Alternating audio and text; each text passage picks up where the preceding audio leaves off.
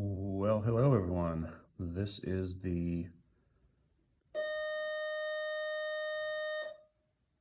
WC Art Room. I am doing my first video here for all of you. And primarily this will begin as a channel for my students, but hopefully that will grow. As you can see, got my mask and my hand sanitizer. First thing I want to do is give you a tour of my room. And I think the best thing I can say about my room is that it is organized in a way that makes sense for me. When you look at this, you will absolutely see chaos everywhere. And I kind of feel like that is the way I work best. I like to have everything in view almost at all times. I know where things are. Generally, most of the time I know where things are, but if you were to walk in here, you might think that this was an abandoned room, that people just, there was an emergency. Everybody just got up and left everything everywhere. But there is a sort of method to my madness. I think that creativity works best in chaos and messy conditions. It's not messy to me, but most people would walk in here and think this is crazy. How can you work in this environment? But it works for me. And I think that most artists, I have no proof of this, but I think most people who are artists would tend to agree with that. I have so much stuff in here that if I started putting it away, which I don't have places to put things anyway, but if I did start putting things away, I would probably forget about them and not remember where they were. So I think maybe this will have to even be broken up into several videos. I don't know. But anyway, so let's start here with my desk. My desk is something that I can only keep so much junk on, so I am constantly moving things. But I've got, you know, your random Sharpies, your X-Acto knives, random paint mediums, a case of, what are these? These are called Neo Art Aquarelle Pastels. I love these. These are my babies. I bought these myself and love them for doing printmaking. At some point we'll do a video with that. This is something I found in my closet from way back in the day when they used to have a dark room. It's a grain focuser for photography. I have no use for it now, but I thought it was kind of cool. Handy wipe for wiping stuff down. Laptop. I set, when I used to have a setup here with a little stereo and DVD player, and that kind of went kaput and quit working. So I brought in my Bose, what do you call it, 321 DVD player and audio system here. So this is the subwoofer. Look at all the cables. That's my subwoofer, and then I've got on my desk I have speakers, and I mounted them like this. So when I'm alone in here, I turn them towards my listening position. There's the other one. And when my students are in here, I face it out so they can hear. That works well. And I can remote stream, wirelessly stream music to this little guy. This is a how do you say that, Essenkin Bluetooth receiver. And then that has little outputs that go into the back of the Bose amplifier. Anyway, then I have on my cart here, I have a HD projector, pencil sharpener for all your pencil sharpening needs. And I've got, what else? Here's the remote control for the projector. Here's some, I'm gonna put this away. We're not using this anymore right now, but we're on remote right now. So I thought I would do a video, and my plan is to do some live streaming to YouTube once I have, I guess I have to wait 24 hours before I can do that. And even then, you're not supposed to be able to live stream to YouTube unless you have 1,000 subscribers. But I found a app that supposedly lets you do that. So we'll see tomorrow if that will work. All right. I think maybe working through my classroom systematically here might make sense. First of all, you might notice the ceiling, and the ceiling is full of tiles that have been decorated over the years by students, and they have all but filled up. There's some broken ones and some missing ones, but I have a few in the back closet here. But basically, when I started here, there were probably maybe 10 tiles that had designs on them. And over the years, this is my 15th year here, over the years, the students have asked repeatedly if they could decorate more tiles. So I think it was my first year I started keeping up with the tradition of letting senior students do a tile. And over the years, it's just gotten completely full. And there are no spaces left really, except kind of back here. Can I just do this? As I said, I know where everything is, which, or generally speaking, there's some things I've forgotten about, but in general, I know where everything is, and can find things, but it looks kind of chaotic. I used to use the closet for storing materials that we would use on a daily basis. However, that quickly became kind of an annoyance because students would come in here and grab materials, and then when they would put them away, they would put them somewhere else in here. They would just randomly put them in here somewhere, and that became a problem for me finding things and forgetting things even existed. This is a strange little contraption that I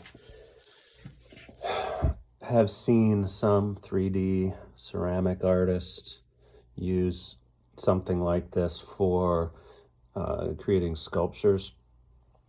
I think I tried it once and I didn't like it, so I mounted that onto a stool. You put your clay on there and everything and kind of mold it, and that kind of holds it in place, but I don't use it. Random things like clear gloss glaze put over certain things like paintings maybe. What is this here? Sorry, there's no light in here, and that is because I took the bulb out because I occasionally do silk screening, and I need a place to both coat and store my silkscreen frames that I've put emulsion on. And at some point in a video I can probably walk through that, but I wanted the room to be totally dark so no one accidentally turned the light on and exposed the screens. So no light in here anymore. I can put a bulb in there if I want, but I leave it dark because I don't really store a whole lot in here anymore that I need access to on a daily basis. So this is a chisel set that I bought several years ago to do I think I bought it just specifically to make a woodcut print, and I used it for that, and then haven't used it since. So I don't even know why I still have it here, but I got a, what is this? This is a electric skillet that I have batik wax in. Don't really use that. Oh, and look at this. This is the kind of thing that irritates me, but a student apparently broke a ruler and decided to set it in a hiding place. I have no idea why they would do that. Just throw it away. Okay. All kinds of... A student pulled this out the other day and was asking me why I have this. It's a saw with a miter box, and many years ago I did a project where I wanted kids to be able to do connecting some pieces of quarter round trim at 45-degree angles. So that's used to cut wood at an angle.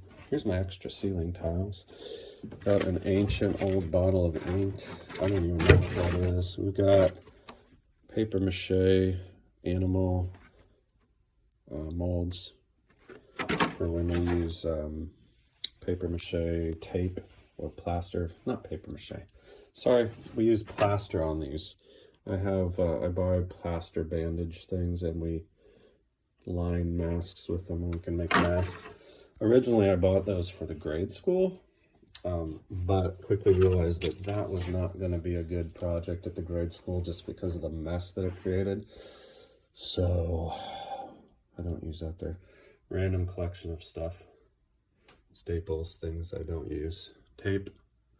This is a funny story because years ago, I ordered like 10 rolls of tape, and I think they sent me like 50 rolls of tape by mistake. So I'm still using old rolls of tape that I've gotten years ago. Eventually, I knew I would have to order more, so I'm down to like 5 rolls left. What is this?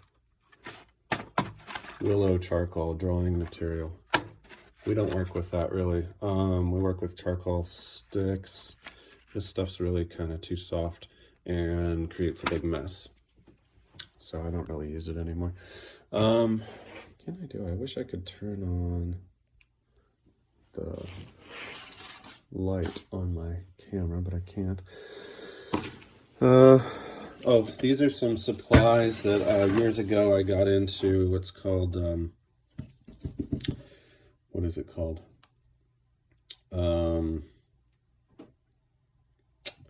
I can't remember the name of it right now offhand. Why can't I think of that? It was creating wax paintings, and you use beeswax that's melted. Oh, it's called encaustic. You melt down beeswax and mix in oil paint with it, and then you can paint with it. But what happens is, so I have a whole bunch of old brushes, is what happens is that the wax hardens then on all your brushes.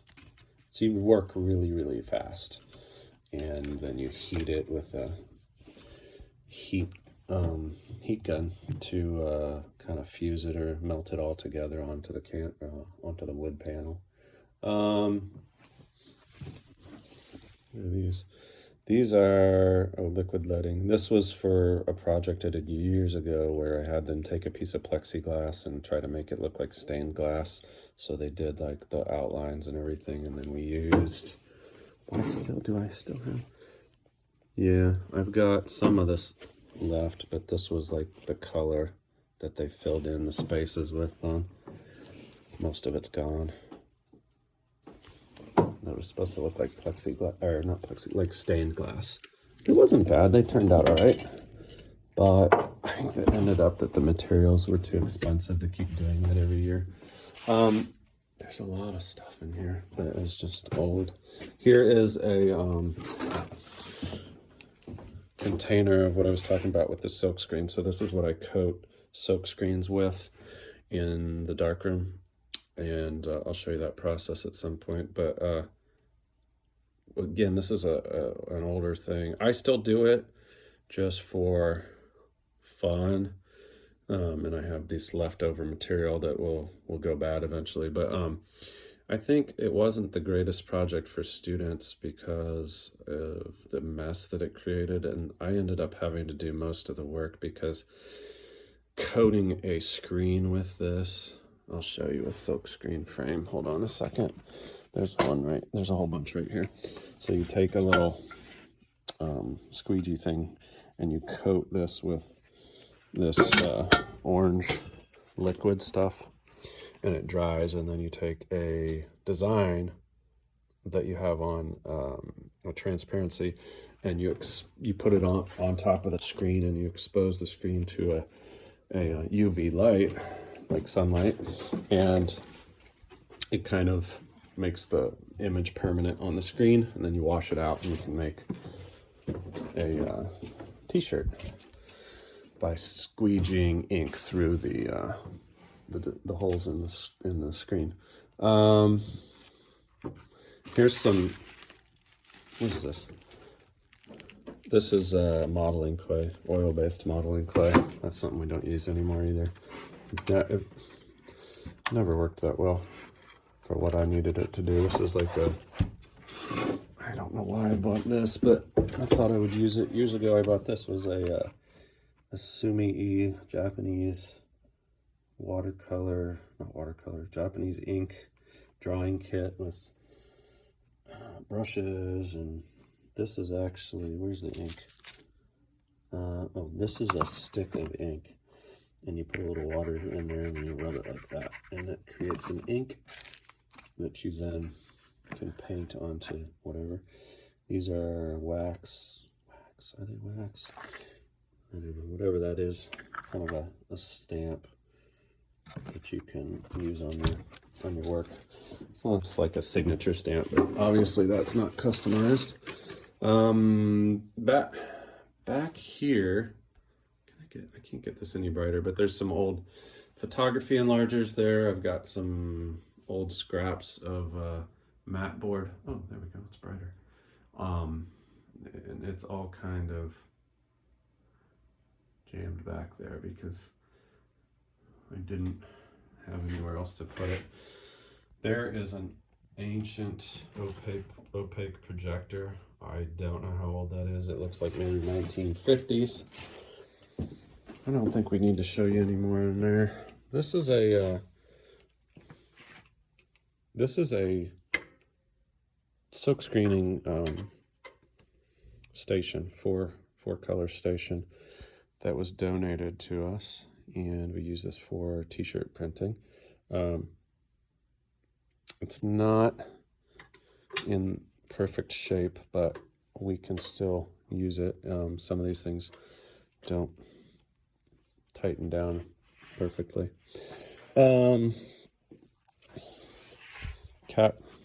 Cabinets full of old magazines, art magazines, things like that. That cabinet has textbooks in it that occasionally we use, but let's see, what else? This is a collection of books that I've acquired over the years.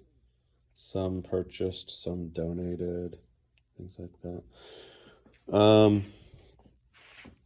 This cabinet here is one that my neighbor made for me years ago out of an old bed frame. And I needed, at the time, I needed an extra storage shelving system. And so he kind of assembled that for me and put shelves in for me and everything. That was nice. I paid him for it, but you know, he did a good job. It's held up and it's mobile. I can move it. It's got wheels. A lot of this mess is from ongoing stuff from students that right before we went out on remote were in process printmaking stuff. This was a block print, relief print. I had students do reductive where they did multiple colors. So that's a print that they had created from that block. Let's see. more shelves, more donated books up there. We don't use books a lot in here because I don't generally like to have that stuff out and have to rely on students going through books to come up with ideas. I use Chromebooks now, and it's a lot less mess for me because I know that sometimes the books don't get put away. This is kind of cool. This is I think this is from last spring when we were out on remote, or right before we went out on remote, we were making masks. This is a plaster tape mask. So made these using a face mold. They cut them to whatever shape they wanted. That one turned out really nice. I don't remember seeing this one actually, but it turned out nice. You could actually wear it. Let's see, here's an old easel that I brought from home years ago. I bought that for myself to work at home, and quickly realized that my house was not a good place for getting artwork made. I didn't really have a space that I could be dirty in, so I brought it to school, and it's not held up very well. It wasn't a very expensive one, but a lot of the mechanics of it aren't in good shape. That I made, that might have been my second year of teaching.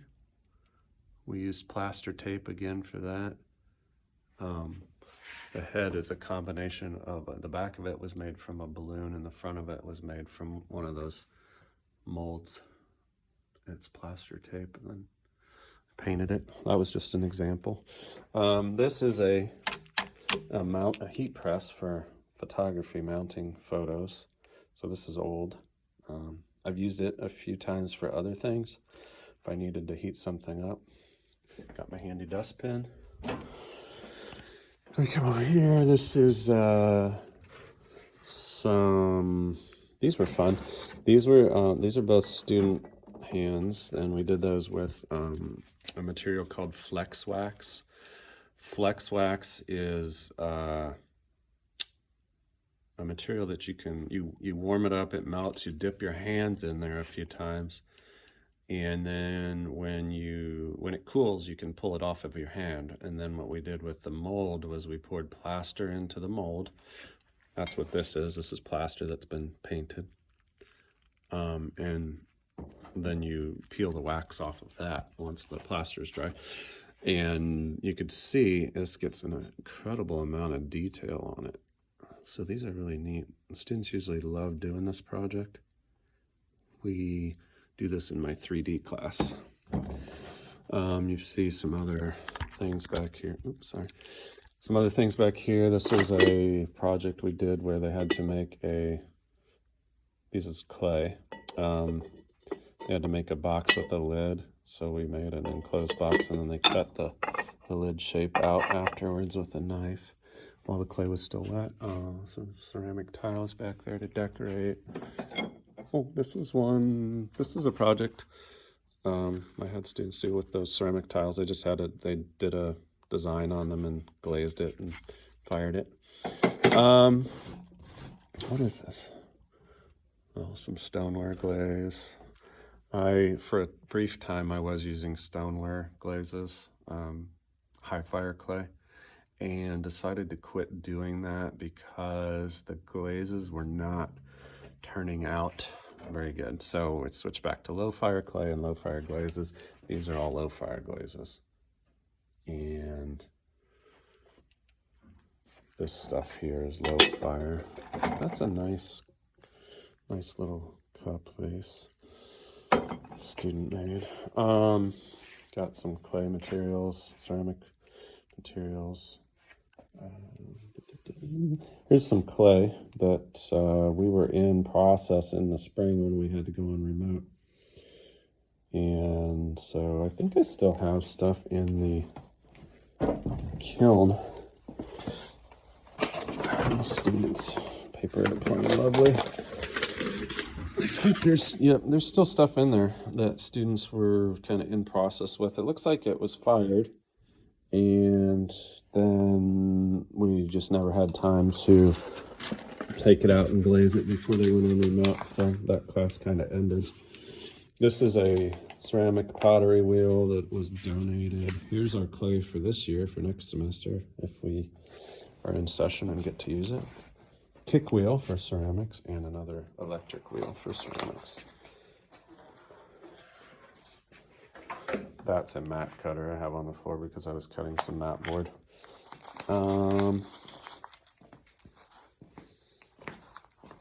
Etching press.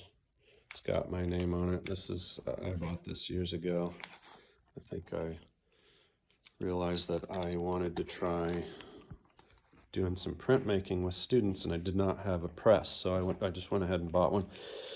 So I own that one, and it's taken quite a beating over the years. Probably could use some new blankets, but we run some monotype prints through there, some dry point prints through there. It gets a good workout. Yikes. Hold on here.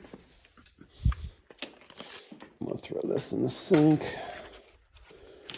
That away. Okay. My phone there. This is my paint shelf. This is just kind of larger quantity acrylics. This is all acrylics. I bought new acrylics this year, so this is just older stuff. That's the plaster tape that we use. We did the masks, so that's what it looks like. You just get it wet and then you wrap it around something. Let's see. That's all my silkscreen frames. I'll show you one that I made the other day. Got a heat gun here and a hairdryer. Scissors, glue. There's a few rulers in there. Some projects. I think most of these are things I did. This is a student one. The other ones are things I made. This was a project I did. This is my second, third year I was teaching. I had them do a ceramic mug, but a non-functional mug. So I did this as an example.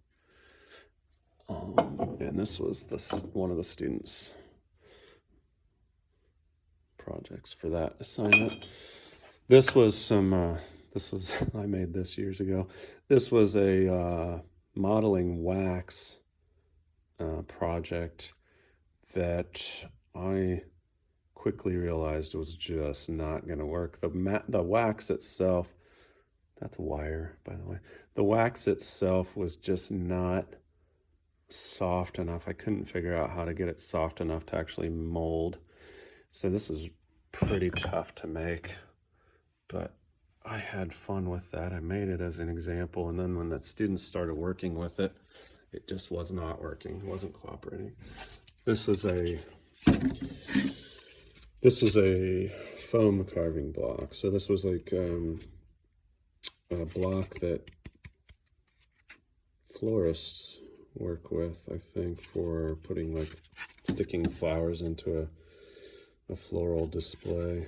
And one of the art material companies was selling these blocks as a carving material.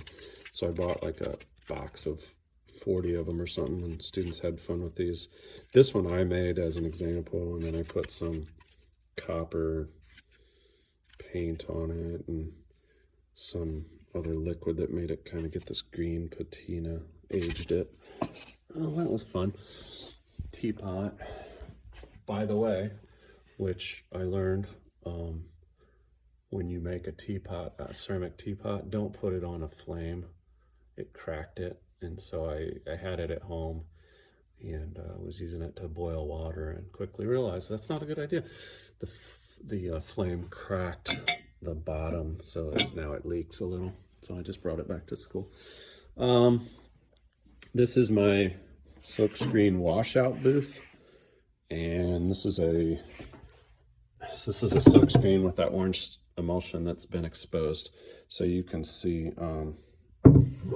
I was asked to design a shirt for our faculty, and so I did this design That's kind of a throwback design, because that's not, we don't go by that name anymore, but when the building was built, I think that was the name. My clock. My sink, which is a, shall we say, mess. It's actually, right now there's not much in it, but my students have really done a good job this year of actually not leaving stuff in there. I'm gonna put these things into here. I just made that screen 2 days ago. And this, when I first started teaching here, my sink, it was the same sink. And that, just to give you an idea, this building was built in, I believe it was 1921. I can't say for sure, but I think that's when it was built. And this sink could very well have been there since 1921. It's old, but it's not that old. But when I started here, it was already a mess, and it's impossible to keep clean. It's not very deep. Here's a brush, so you can see this. It's not deep enough for the number of students that I have. And when I first started, there was like a little drain thing over that, but the drain plug had holes in it that were too big, and brushes would go down there and get stuck. So I removed that. I bought one of these things, stick it over that, and that problem solved. So if this gets moved, something goes down, I can pull it out. This is new fixtures, newer, I should say, probably 3 or 4 years old. But this does clean up. It's just a matter of taking the time to kind of scour it and get all that paint off of there. See some more project work examples. These two are student works. I made these two as examples. This I made years ago. That's also plaster. And I call that, I always joked with the kids, I call that where did I put my keys? And it's just this abstract sculpture that's mounted on the wall. Fun. Oh, just random stuff here. Let's see. These are my 2 tables I have next to my desk for just random stuff. I need so much space for kind of putting things that are in process for both me and students, and access to stuff they might need. This has gotten quite a bit messier than it needs to be, but I keep this here so I can eliminate a lot of the stuff that would otherwise wind up on my desk. I was working on this a couple weeks ago. I just haven't finished it. That's a oil painting. Let's see. Students place their work here when they're in process. Here's some in-process oil paintings. Obviously are not being worked on right now while we're on remote. I have another painting I started a week or so ago and haven't finished it. It's an oil painting again. Here's a light table that we had donated by a family who ran an art gallery. And I don't know what they used it for, but I guess they weren't using it, so they offered it to me, and I was like, sure, I'll take that. So we use that for if we have to do anything that involves tracing.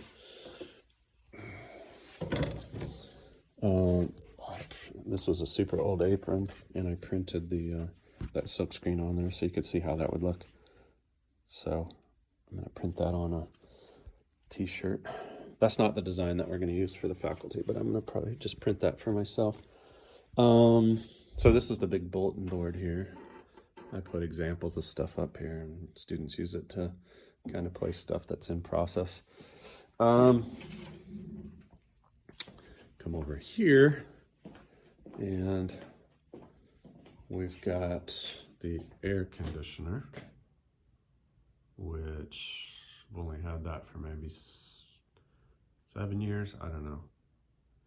So this building is not air conditioned. There's no central air or anything. So it's because it was built so long ago. So I gotta have a air conditioner.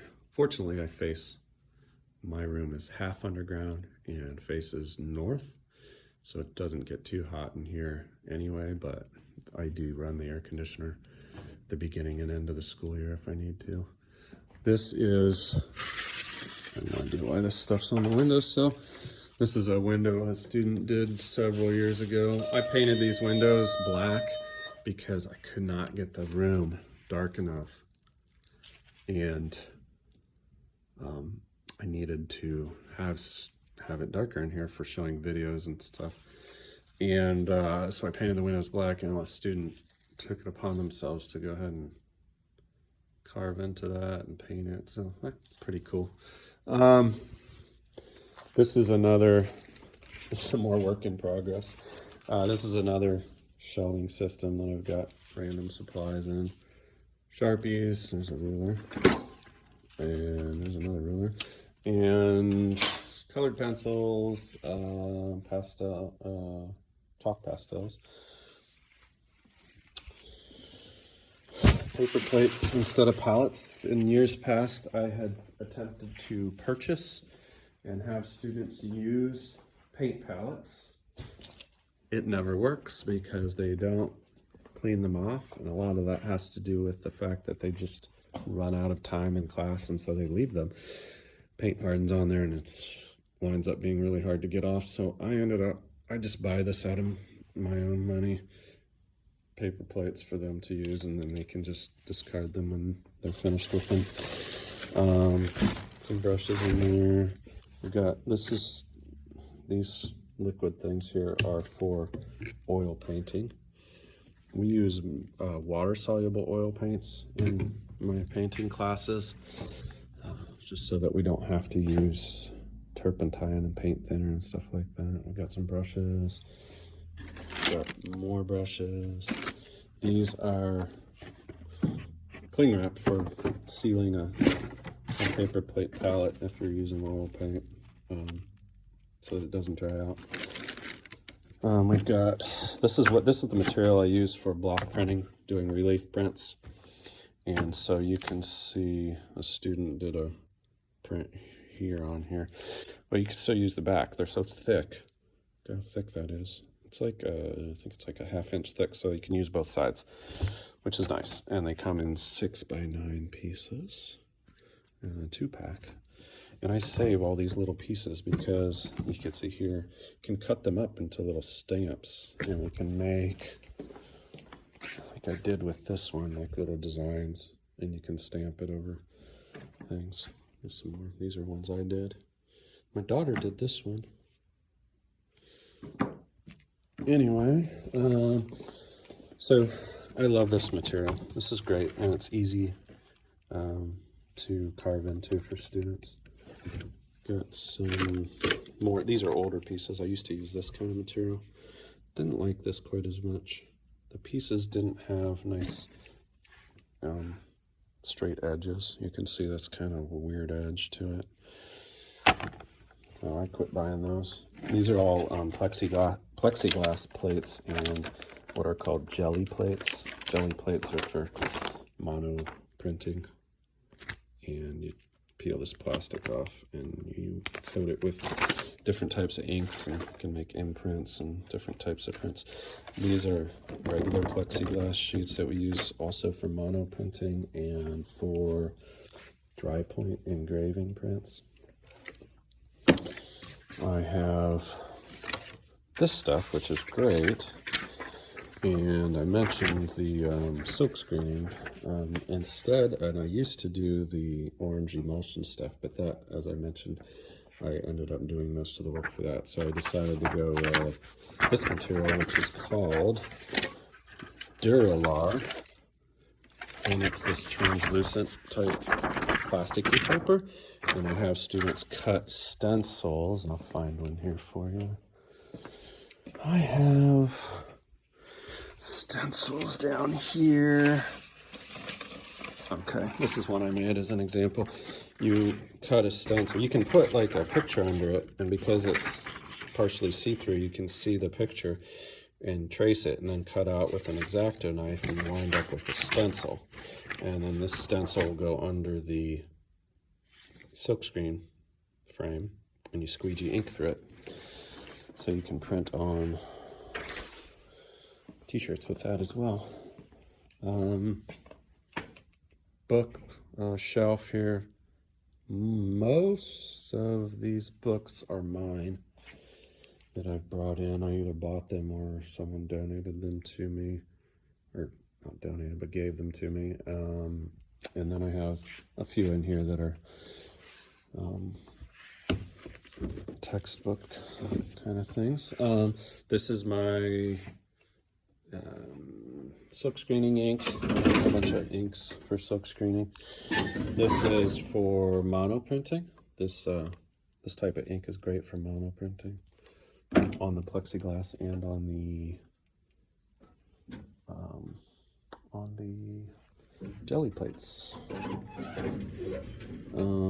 Glitter. Every art teacher's got to have glitter. I hate glitter, but never know when it might come in handy. This is a portfolio full of just sample work, sample examples and things. Got an old easel there. This was a painting I did back last year. Had a big 3 feet by 3 feet, and I just decided to do an abstract painting with it. These are another water-soluble crayon. These are wonderful. I like these for watercolor and also for doing mono printing. You can use them on a plexiglass plate and then print it with a sheet of wet paper. Let's see. Then basically that brings us back to this whole mess here. This is a shelving system that I just kind of keep all these things back here. Otherwise they would get misplaced and lost, and it's just kind of mostly like painting mediums, things you mix with paint, maybe some varnish in there. This is a portfolio with printmaking samples. And I've got, what's this? That's another water soluble, like pencil kind of thing that you can do watercolors with. I've got some oil pastels in there, but just kind of random stuff in there. So, well, this is a funny story. This is this guy or company, I don't know, Stuart Semple, who is in England, makes this, if you've never seen it, there's a material called Vanta Black, V-A-N-T-A, which was created as the blackest material. It like absorbs light, and so it absorbs like 99.7% of light.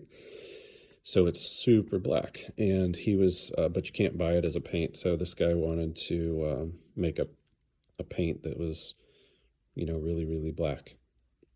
I don't like it. I don't think it's nearly as black as it could be. And I ordered this from England with my own money, actually, because I wanted to try it.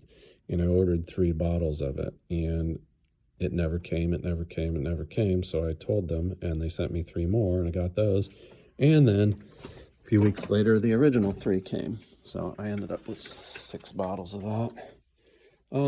Yeah, that's it. Printmaking stuff back here. Etching materials and some oil-based ink and lithographic ink.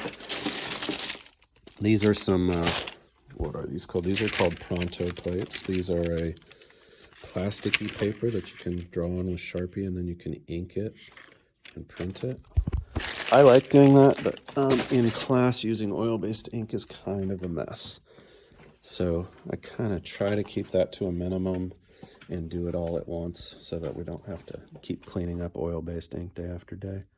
But what does work really nice, cleaning up oil-based ink, all you art teachers out there, vegetable oil works wonders.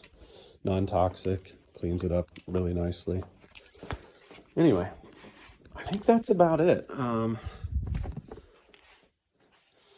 I kind of am working on, at the moment, trying to figure out live streaming so that for my students, And the teachers in the district, they can tune into my live streams during remote sessions, and then hopefully just grow it from there. Do some live drawing, painting, things like that, and post it on YouTube. So this is my first video of many. Enjoy, and I will see you soon.